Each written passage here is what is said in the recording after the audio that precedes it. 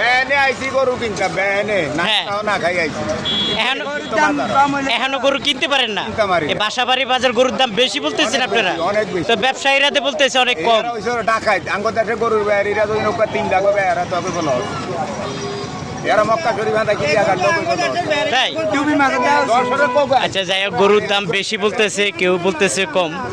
এটা হইলো এই অবস্থা। 10 বেয়ারি আইছে 3 জানা 4 গা আর সব দেশি দেখুনে দেখি এর দাম বাড়িয়ে নিচ্ছে নাকি? হ্যাঁ এটারা ইয়া করতো না এটারা ওই কাল জব্বা বেশ হাঁস লাখ করি ও কালকে শেষ নাকি? কালকে শেষ। আজকে তো শেষ বাজার ওই যে ভাই কইতেছে গরুর দাম কম, আপনি কোন বেশি?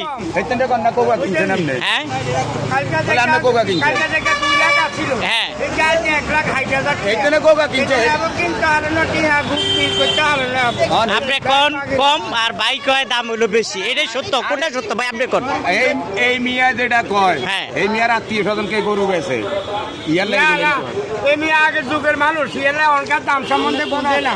আর মুখ কাছে ওকার বয়স হয় না আপনি তো আত্মরা 50 বছর বেশি বয়স হইব ওরা আগের যুগের মানুষ। আচ্ছা যাক, একজনে একরকম কথা বলে, আসলে গরুর দাম কম হোক এটা বাস্তব, দাম বেশি। তারা মানে ধরি রাখছে কাইলে আবার শুক্রবারিয়া বাজার আছে এই হিসাবে মানে কারমাই ধরি রাখছে।